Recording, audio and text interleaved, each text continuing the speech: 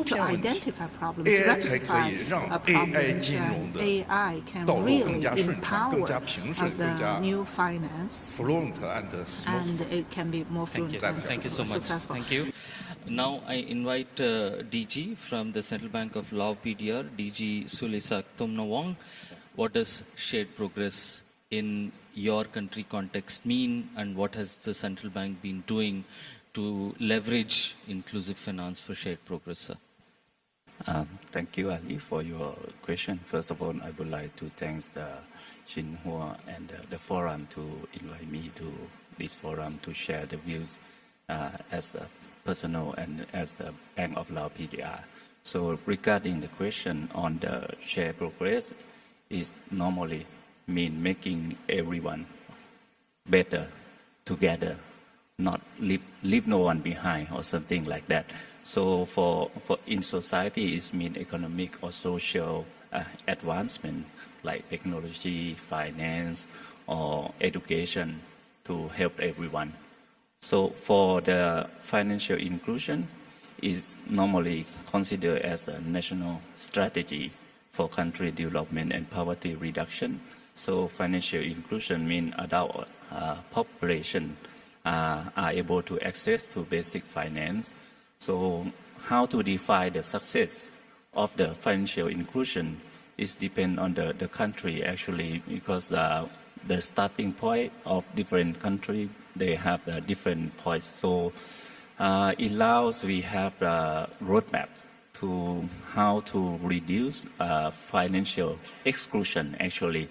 So in the last 15 years, we have financial exclusion around 25% in total. But for the adult itself, it's more than 50% have not access to the financial services. So within the last 15 years, we have reduced only 11%. So I don't know whether we can define the success, but what we can do, what we can learn from different countries like China or even in the ASEAN, we also have a table to compare different countries, have different strategy, but the same objective, how to reduce exclusion. So some countries reduce it quite fast. For example, in China and Vietnam or even Cambodia. Yeah. And I totally agree with Mr. Wang that to reduce exclusion, nowadays we need to have innovation to help us, AI, to reduce that one quite fast. So how we can learn from our neighboring country, especially from China and ASEAN, is to how to make our framework, our policy and coordination between bank, non-bank and regulator to go hand in hand. And of course, fintech need to be there. Yeah, we are open for them. And we have many initiatives to include them to help us. Because when I try to answer this question, how to define the success, I will see the figures. The first one is the figure, how to reduce the exclusion. Yeah, we spent like more 15 years, about 10 years to reduce 11%. So, but other country, they reduce like 30%. How can they do that? So the answer is on the innovation and fintech, new technology. We cannot use our traditional financial service to reduce these things. So that's my response. Thank you. Thank you so much. Thank you for doubling down on innovation. Maybe this panel should be renamed or updated inclusive finance to innovative and inclusive finance, probably, because both the panelists talked about the role of innovation in advancing inclusive finance. Now I invite Mr. Peng Lifeng from the PBOC. Sir, what does shared progress mean to you, and what has PBOC been doing to enable shared progress through inclusive finance?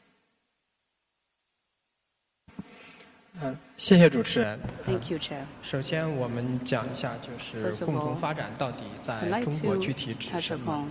2015年的时候，国务院发了一份文件，就是推动普惠金融发展规划2016-2020年。在这里面呢，对普惠金融中国普惠金融的内涵做了一个界定，也就是说，立足机会平等要求和商业可持续原则。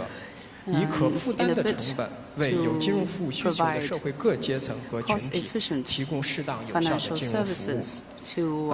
从这个定义里面，我们可以看到，小微企业、农民、城镇低收入人群和残疾人、老年人等特殊群体是当前中国普惠金融服务的对象。23年的时候呢，我们国务院优印发了一份文件，就是关于普惠金融高质量发展的实施意见。 在这份文件中呢，进一步明确了普惠金融的目标。那我们说，什么是一个这个成功的普惠金融？那么我们认为，至少在以下6个方面要取得明显的进展。第一个是基础金融服务更加普及，比如说我们对于银行来说，我们希望每个乡镇都有银行的机构，我们希望每个 all townships should have banks. All villages should have banks. All villages should enjoy banking services. And the improvement of digitalized banking services, along with the development of fintech, that is easier to realize. Second, convenient financing and sustainable financing, rich credit system, more people are granted with credit. We know that farmers and micro businesses have difficulties in getting their first loan. So the accessibility of loan to them should be improved. We need to improve rural areas' financial infrastructure. 四是金融消费者保护和金融消费者教育和保护机制更加健全，金融知识的普及程度明显提高，公众和金融主体选择适配金融产品的能力和风险责任意识明显增强，数字普惠金融产品的应用性、安全性和适老性持续提升，数字鸿沟问题进一步缓解，五是金融风险防控更加有力，中小金融机构等重点机构和重点领域的风险防控能力能够明显提升，风险的监测预警和化解处置机制不断完善，非法的金融活动能够得到有力的遏制。最后是普惠金融配套机制更加完善。普惠金融重点领域的信用信息共享的质效能够进一步的提升，配套的法律制度体系进一步完善，诚信履约的信用环境基本形成，风险分担的补偿机制逐渐的优化，普惠金融高质量发展的评价指标体系基本健全。谢谢。 And we should have a set of evaluation for inclusive finance. Covering the whole spectrum of enabling access to all the villages and districts, and then leveraging innovation to accelerate access, as well as coming up with critical infrastructure and backing up with consumer protection and resilient interventions to protect the infrastructure as well as the consumer. I will double down on the credit system and the policies that PBOC has come up with in a bit, sir. But please allow me to bring in Suen from Alliance for Financial Inclusion. Suen, based on the work that AFI is doing, what does shared progress look like? Thank you, Gias. First of all, I'd like to respond this question in a different perspective. One is from the AFI context. The second one is from the broader financial inclusion perspective. Allow me to briefly introduce Alliance for Financial Inclusion, because I think this is very new to the audience here. AFI is a member-owned network of central banks and regulators from the developing and emerging countries. AFI has the convening power to connect and enable policymakers to develop initiatives to advance financial inclusion. In AFI context, shared progress means no country, no institution, no communities is to be left behind. Moving forward together with developing and emerging economies, not just as beneficiaries, but as leaders, innovators, and contributors to global financial policy. AFI's peer learning model allows when one member solves a solution, we share it, be it a digitization system, MSME, designing gender-sensitive policies, we share it with our peers. Shared progress also means balancing inclusion with stability, innovation, consumer protection, and integrity. One example I would like to share is recently, Central Bank of Kenya. Unfortunately, they are not able to participate today. Recently, they plan to set up an instant payment system in Kenya, and AFI, through AFI Network, we facilitated peer learning for them with Thailand, Philippines, and Cambodia. They study the instant payment system from the legal, regulatory framework, ownership, and governance structure, so that they can take it home and re-evaluate and see what is suitable for them to set up the similar system in their jurisdiction. From the financial inclusion, broader financial inclusion perspective, I would say shared progress means building financial systems that uplift everyone, not just economically,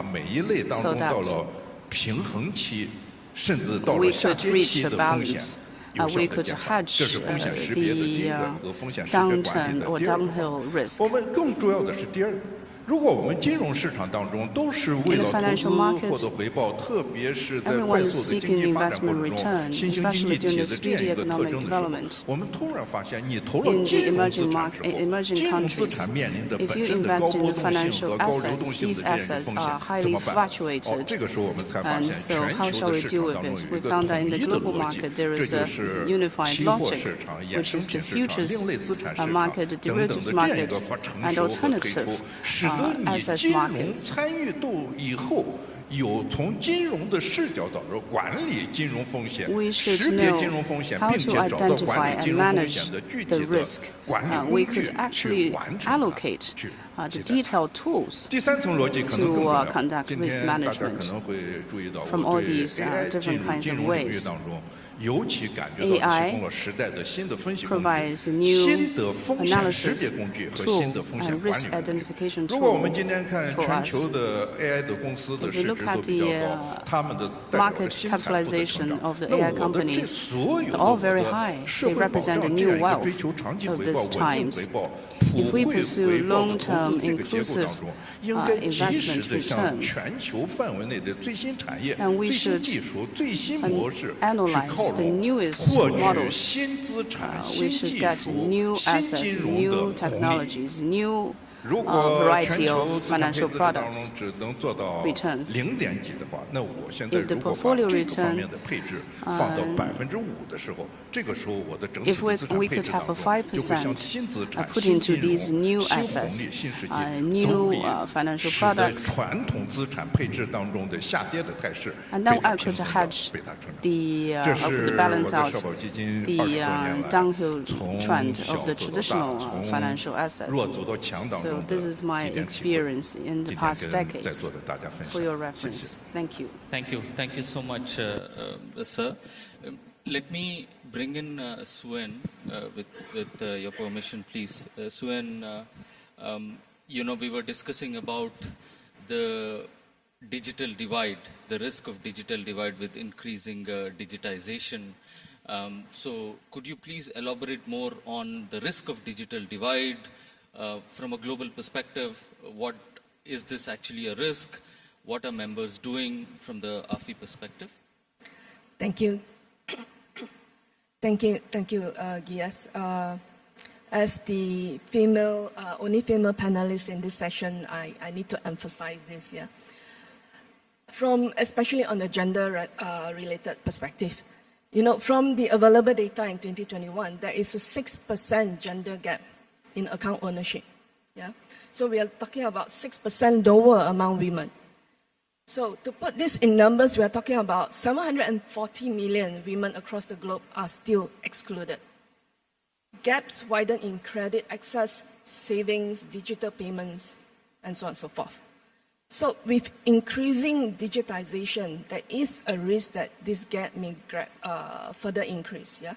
And this will lead to digital divide, exclusion of women from formal financial services. To mitigate this risk, AFI works with our member countries through a dedicated gender-inclusive finance workstream. Some of the examples that we can share include targeted digital literacy program, which we had undertaken in Nepal and Cambodia. Dedicated financial inclusion plans, strategies for advancing women's financial inclusion. These were undertaken in Pakistan. And Nigeria's policy on leveraging agent networks, specifically for women's financial inclusion. And of course, very important to most of our AFI members' networks, sex disaggregated data initiatives must be undertaken before policies can be truly designed to cater for the needs. Thank you. Thank you so much. I think it's important to highlight that as we focus on leveraging technology to advance inclusive finance, there is a risk of digital divide, especially among disadvantaged sections. This is what we have seen as Suen highlights from the global experiences. And then thank you so much, Suen, for highlighting some examples of what central banks are doing.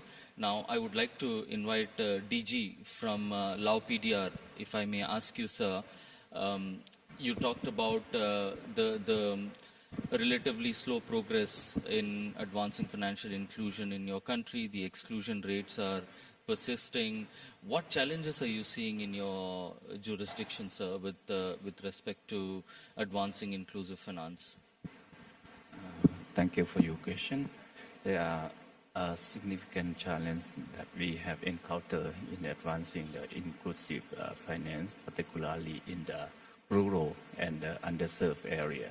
According to our research finding, the access to financial services is still an issue in certain segments of our population, particularly in the rural, low-income household, which reveal around 25% excluded, as I mentioned before. So the main challenge is on the firstly, Lao is the dollarized economy and cash-based, right? This one is the key challenge for us, not only in terms of financial inclusion, but monetary policy that we conduct also have very a big challenge as well. As you know that for dollarized economy, monetary policy instrument that we use is quite, the effectiveness is very limited. In Laos, we dollarize mean we have like foreign currency, US dollar, Chinese yuan, and Thai baht in our circulation around 70%. So the local currency only 30%. So it's quite hard for us in terms of monetary policy and stability. So inclusion, yes, we try to do that, but once the people, I mean the population, is still use the cash as the main means of payment, it's hard for us to collect the data and to do any policy. So before doing moving to the digital thing, we need to de-dollarize. We need to reduce the use of cash first. So we have tried our effort, put our effort in many areas. So the first one is it's quite weird that if you hear when you enter to Laos and you see a big sign that in Laos use Lao Kip. So not many countries doing that. I mean, if you come to China, you don't see any sign that in China you use yuan. No, but in Laos we have that. So we try to encourage people to use our local currency. So that's the main challenge. But we still have a lot of challenge, like limit of the presence of financial service provider, telecommunication infrastructure is still focused in the main city only, but in the rural area they still have that kind of problem. And the level of digital literacy and awareness, and what else? The size of the market also the big issue for us, because we have our population only around 7.2 million people. So in terms of economic of scale, it's quite hard to, if you invest something and then your market size is very small. So that's why I totally agree with Mr. Wang on the technology or innovation. Near zero cost would be very helpful for us to initiate anything, because sometimes even in our own country, policymakers ask us, why don't you expand your branch or the commercial bank into that area? When we do headcount, it's very small. So it's impossible for you to do the branch there. So what we can do is we have some initiative on telco. They have expanded the e-money services to those areas. It's quite successful, actually. Yeah. Thank you. Thank you so much, DG. I have a China's example for this question. Sure, sure. 我们微信支付 WeChat Pay and Alipay became dominant in China. Now, all financial institutions want to process e-payments. So they can collect all the data and they can centralize services. And now the remote areas don't need to go to banks to wire money. They can use Alipay and WeChat Pay so that they can be serviced.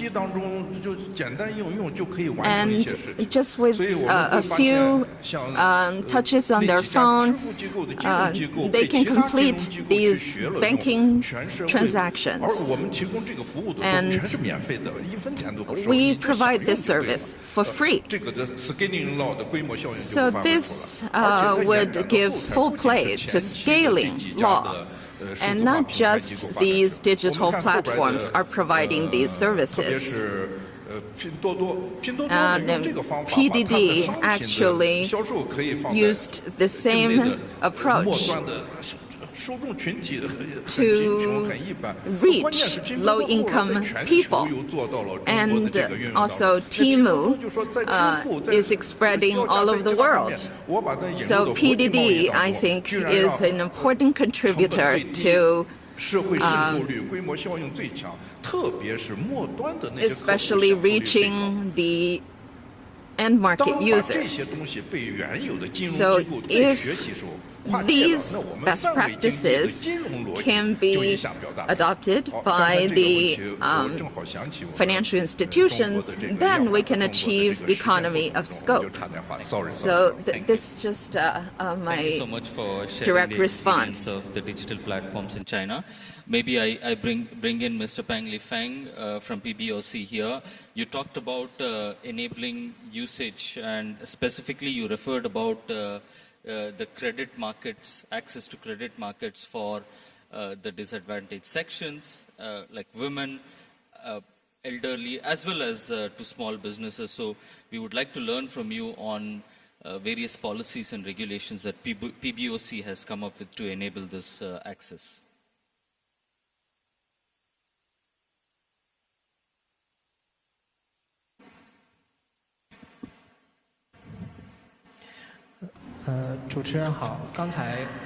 Thank you very much for the question. Previously, I talked briefly about how the financial inclusion can be successful in China. It involves 6 areas for disadvantaged groups: youth, elderly people, women, SMEs. I think the central bank needs to play a strong role to provide supportive services. And the PBOC provided structural lending tools that are targeted to farmers and SMEs. These are called re-lending facilities, and the interest rate is 1.5% a year. It's a very low interest rate. And we also encourage financial institutions to provide guaranteed lending to startups and to further lower the threshold and raise the amount to support young people, women, and other disadvantaged groups to start new businesses. And by helping the SMEs and micro businesses, we've done a lot to encourage financial institutions to improve their services. And also in the KPIs and pricing pass-throughs, we can provide more differentiated services to SMEs. And they can also use big data, cloud computing, and other technologies to acquire new customers and reduce cost. And in terms of information sharing, the financial institutions need to work with the tax bureaus and the customs offices to share information so that AI can be adopted to create more accurate profiles for their customer base. And with these coordinated efforts, we were able to achieve great progress in financial inclusion. Based on our own research, our basic financial services are covering a wide population, while financial inclusion also acts as a complement to this basic services to cover the underserved areas and groups. At the end of last year, the SME lending is about 29 trillion, and that was 3 times that of 2019. And also, there was a 7% increase in lending to SMEs. Thank you. Thank you so much, Mr. Peng Lifeng. A quick follow-up to that question, sir.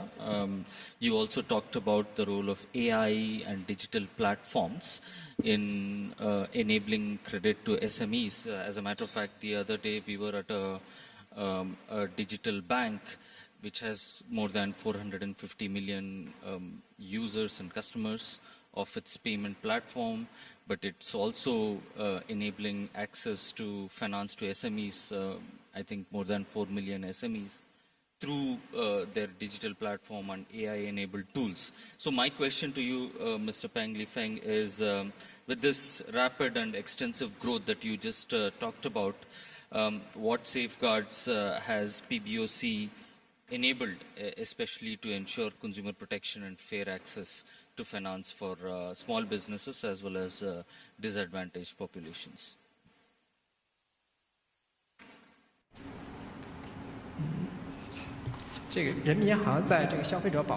So in terms of consumer protection, PBOC has adopted various measures in 3 main areas. 1,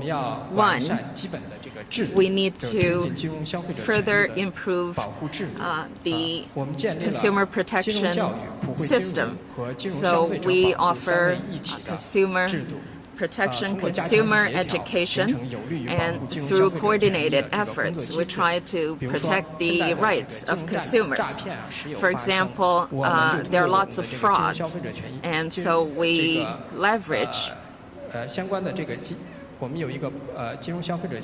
the Consumer Protection Fund to increase education so that people can identify frauds early on, and also we try to popularize financial knowledge for underprivileged groups so that they have more financial literacy, and we try to integrate financial education into the public school system and offer online and offline courses. And also we've carried out some initiatives to help the grassroots financial institutions to use surveys and other forms to popularize financial knowledge. And also we try to ensure that complaints can be addressed in a timely basis and try to resolve conflicts or differences and disputes so that consumer rights can be protected. Thank you so much, and I think there's so much to learn from what PBOC is doing, especially to protect the vulnerable customers, both from a consumer protection and financial education standpoint. The DG from Lao PDR mentioned that financial education is a big issue. It remains a compelling issue across all the emerging market economies, so it's useful to learn from China. Let me come to Suen now. Suen, when we discuss about financial inclusion, we have been discussing about access.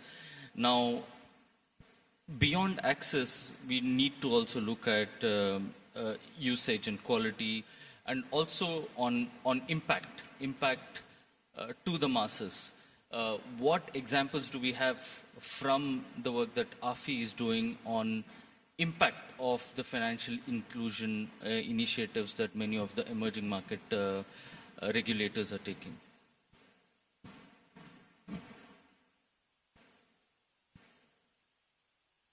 When you talk about, thank you for the questions. When you talk about the impact, then we have to relate to measurement.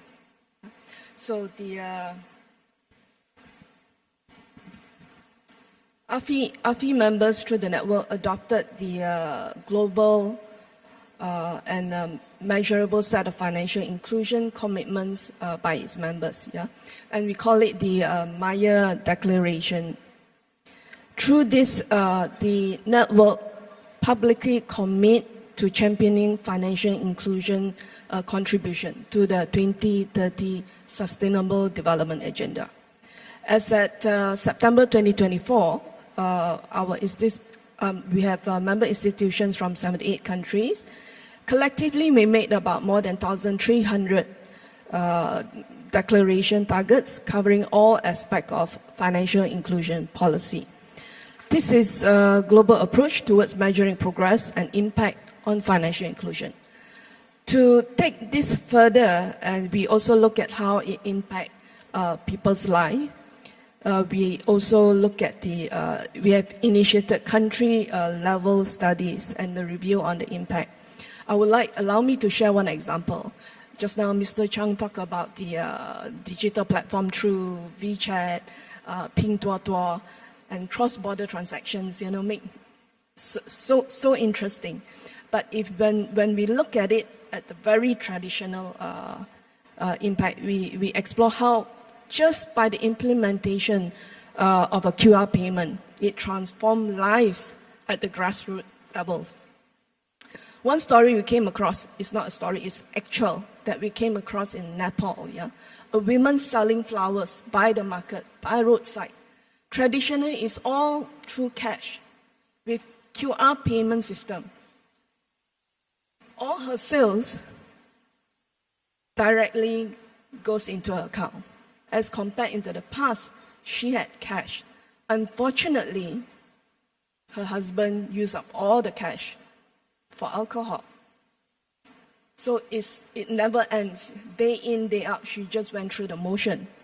So with the adoption of QR code, she could control her income.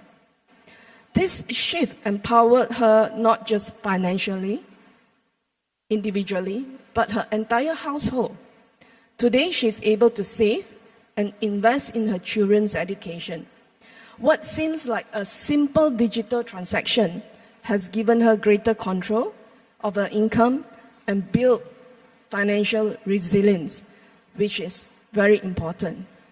Thank you. Thank you so much, Suen, for that powerful example. Now, as we move forward to the next question, I would also invite the audience to be ready with your questions, if you may have, to the panelists after this question that I have. DG from Lao PDR, you talked about the need for collaboration. So maybe you could provide your perspective on how the central bank is collaborating with the private sector players, the consumer associations, as well as other stakeholders within the jurisdiction to advance inclusive finance. Thank you for your question. In last, we try to persuade everyone to do what we would like to achieve.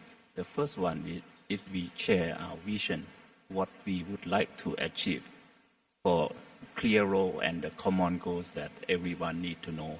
I mean, from the regulators to bankers, financial institutions, and fintech companies. So the second one is we lay out the supportive regulation, especially how the innovation can make their role into the inclusive finance. And the third one is the public-private dialogue, that we have regular dialogue with them. So to improve the financial products and how to clear the pain points that the customer or people have. And the next one is on the capacity building, on the training and technical support, both for the regulators and the practitioners. And the data sharing is the key as well, because we have quite limited data, because as I just mentioned that in Laos we are cash economy, so it's not very easy to grab the data and do analysis and then what we can do with this. So data is the key here. So and product design or digital infrastructure that the central bank need to talk to the Ministry of Technology and Science how to increase the telephone coverage throughout the country, because we see that because we have a small number of population, but the country is wide. So how to use the communication channel to reduce the burden of have the commercial presence at the local. Thank you. Thank you so much. Maybe we can hear from you also, sir, on the need for collaboration with diverse stakeholders to advance inclusive finance. Your perspective from the work that you are doing.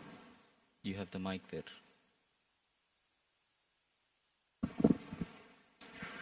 I would like to once again try to elaborate on the commonalities.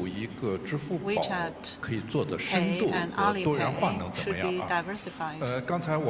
Just now, we were talking about the WeChat Pay that has set up such an individual-free form of payment system. And my panelists mentioned that the family asset management can be also included. I believe further downwards, we can set up such a family business. All the cash flow and the revenue would be used to build up such personal account. You don't need accountant. Whenever you open the account, then it can be used for all kinds of purposes, for example, doing businesses and etc. So the financial institutions, when doing the due diligence, then we will be able to know the cash flow, your debts, your liabilities, your revenues, and etc. Then this can be used directly as data for the DD, that is the due diligence. So the expense of family will be expanded to such a whole structurized data covering everything. So what you have asked, it is about the expansion in scale indefinitely, and what can be done is indefinite once again. So I believe this is what we have mentioned about the concept of the scope of inclusiveness, as well as the scope of the businesses, that is the scale of the economy. I believe this is a typical example. And my department is taking charge of the asset management while managing the cash flow. That is pretty difficult. It is very difficult for you to have a reward. However, if such a cash flow can be linked directly with the end customers, such a new platform of the cash management, we can reach an interest rate of even 6 or 7%, while the interest rate of the cash flow is even higher than the fixed income products. So this is the efficiency it has brought to us from a new form of cash management. If we look at this year's figure, and 在下降， the 而且整体 total 的 retail 内需 volume 拉动 is 经济 dropping, 增长的 and 幅度 the 也在下降。 domestic 但是你回过 consumption's 头看， driver to the 以 GDP 数字 is 支 also 付和 declining. However, digital 数字管 payment 理的这个 and the 消 digital 费信贷， management, 也就是 as well 消 as consumption credit, 费 that 金 is 融 to say, 平台的数据的时候，居然在 such 这么艰难的情 figures 况下，它 under 成长， such difficult 它大规模 circumstances 成 are 长， still 不是 growing 10%， in 而 large 是 margins 30%、 instead of 100%、300% 10%, 的成长。 but 这说 sometimes 明 even 恰好是这样 30%, 一种金融工 100%, 具的 even 和金融的渗透和金 300%. 融 It 普惠 means that the 产生出的在一 penetration 个 of the 经 new 济宏观 financial 环境当中，有可能 tools 是一 in 个压缩的 very 紧张的环 difficult 境当中，它居然可以 circumstances, in 通 a 过成本对比、 stagnation 效 or 率最高、 deflation 风险 circumstances, 可 it 控 can 的 reach 情 a 况下 high 获得有效。 efficiency. And so I hope that I have answered your question. Thank you so much. Now I open up to the audience. If you have any question to the panelists, please, now is the time. We have a few minutes. If there are any questions from the audience, please.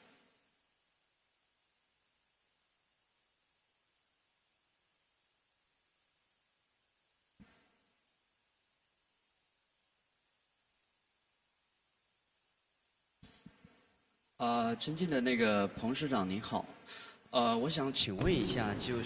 have a question for Mr. Peng. Tech companies are providing to the banks, say, online. I mean, the tech companies actually providing kind of online loans for individuals and small, medium, and micro-sized enterprises. So, can you actually provide us an outlook on that? Can you repeat the question, please? It's not clear. 我请问的是彭市长。 I have a question for Mr. Peng. 你好，彭市长。 Hi, Mr. Peng. 我想请问一下，就是 I have a question for you. 科技公司给这个银行提供就是金融科技赋能相关的服务，也就是说 providing, say, fintech empowerment services to banks, namely they're offering online credit facilities and credit loans to small, medium-sized and micro-sized enterprises. And what do you think of the outlook for that? Will the policies more accommodative, allowing more of that to happen, or the other way around? I think this question is best answered by the National Financial Regulatory Administration. At PBOC, we have different focuses. We support development of inclusive finance. Now, the national authority advocates the development of finance in 5 key areas, and inclusive finance is one part of that. For PBOC, back in the 1990s, we worked on developing inclusive finance, and we used different tools such as structured monetary tools or instruments. And this is offering incentive to inclusive finance. Secondly, we offer policy supports by issuing different documents, actually as a market participant. This may not be a very novel approach, but for market players, they may think that having policy support is really good and well received, so they're willing to put their efforts in. In the meantime, we're also receiving statistical reports, and financial institutions will take the statistics as a way of kind of measuring or evaluating the performance of different financial institutions. And by doing this comparative performance analysis, different financial institutions can somehow vie with each other to try to offer better services. We are supporting financial institutions to offer financial services. And concerning how they actually work with tech companies, fintech companies, there are specific regulatory requirements. Say, what are the remits of the fintech companies, namely what they can do and what they cannot do. So there are very clear stipulation over the scope of their business. Okay, thank you. Thank you so much, sir. While you're there, a very last question to all the panelists. So can each of you very briefly share one bold policy or innovation that you believe could significantly accelerate inclusive finance in the next 5 years? Maybe we start with Mr. Pang, since the mic is with you.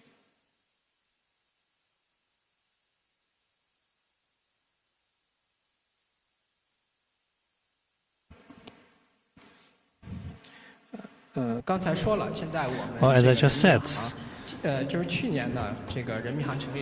last year, PBOC established the credit market department where I'm in. So we're mainly looking at technological finance, pension finance, green finance, digital finance, inclusive finance, the 5 key areas. While inclusive finance is more broad-ranging and have more cross-linkages with all those 4 other areas. So on top of practicing policy of inclusive finance, we can make sure that we can have the multiplication effects of the policy, so we can use inclusive finance to support other financial areas. So we can look at inclusive finance and green finance.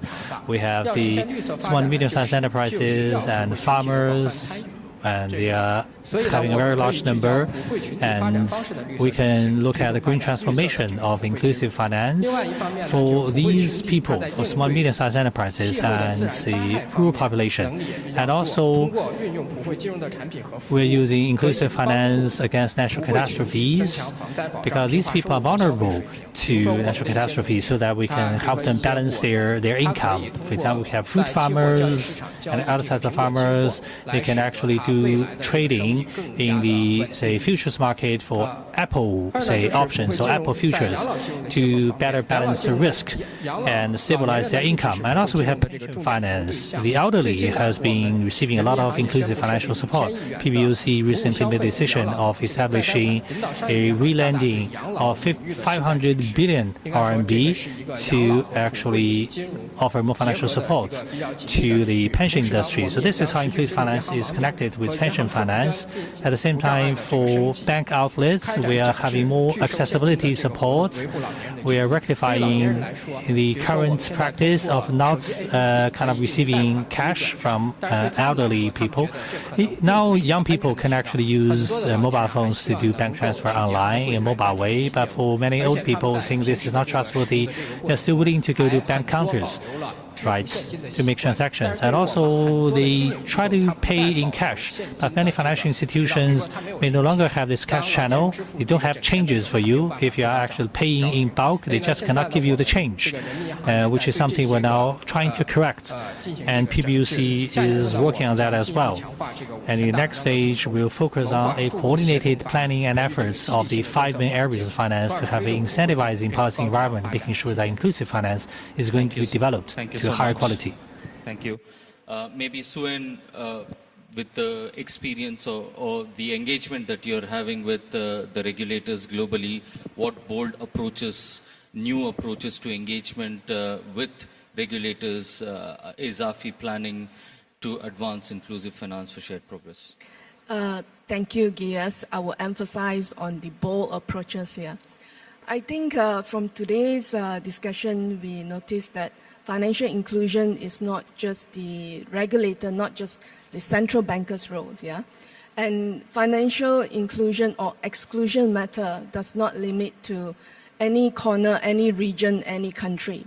So I think it's time for the developed countries and the developing countries to learn from each other, you know, because I think this financial inclusion topic happens in every country and peculiar. There are things that every country can learn from each other.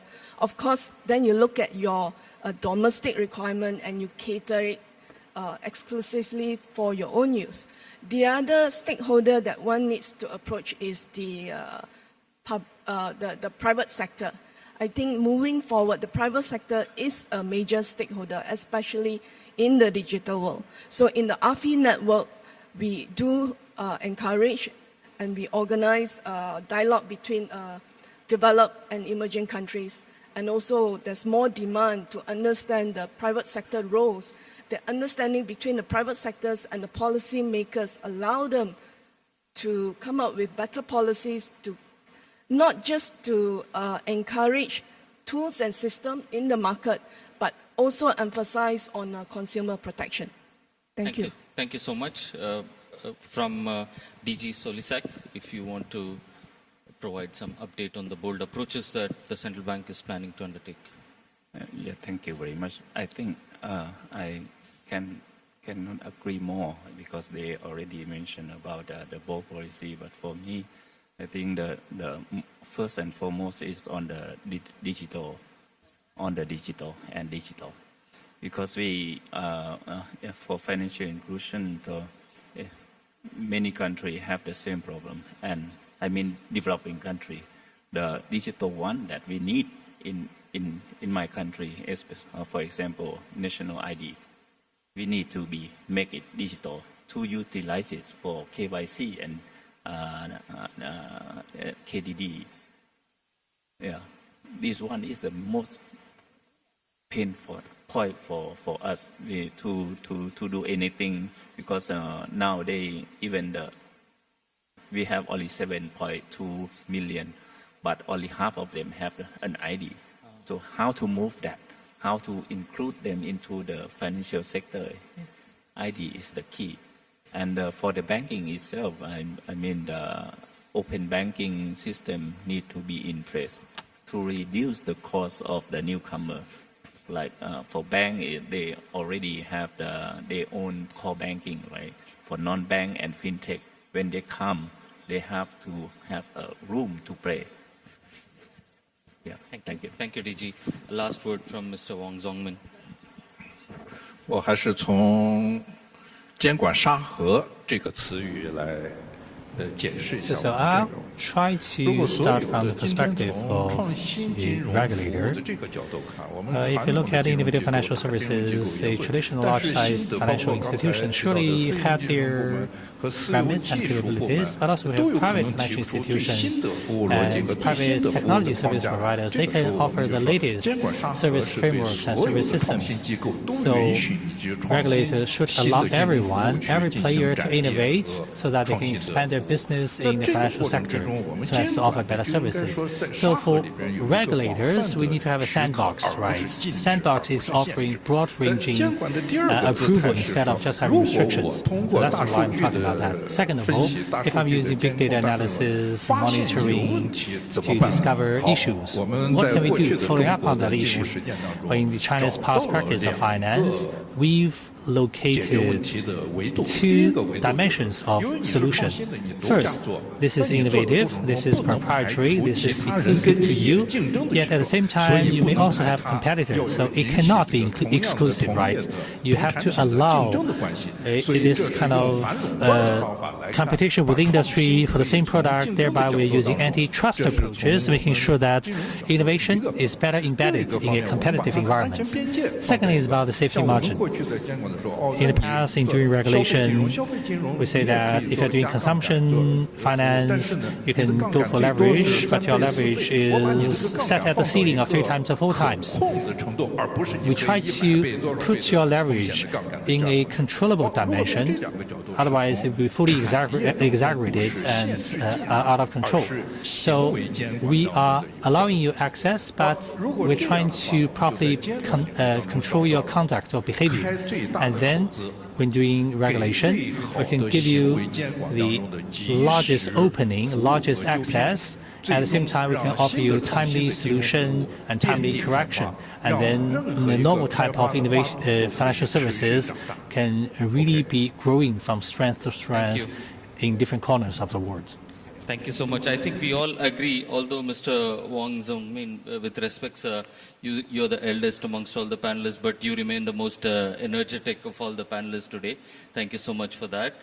And again, referring to Mr. Wang Zongmin, when Suen narrated the story of Nepal, Mr. Wang Zongmin nodded his head and agreed, indicating that this is the case in China also.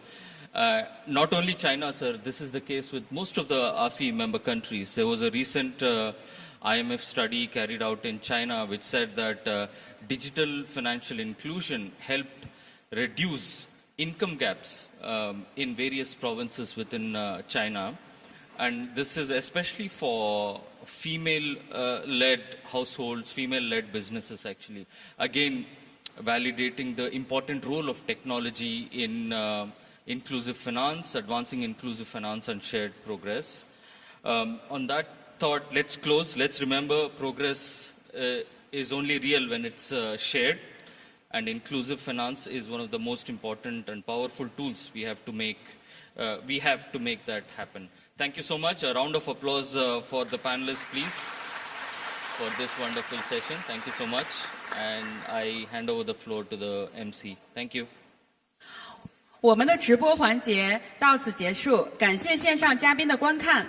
接下来我们休息10分钟，10分钟后进入论坛闭幕总结环节。We take a break of 10 minutes, and right after that, we have our 在智能化浪潮与全球文明交织的时代，金融如水，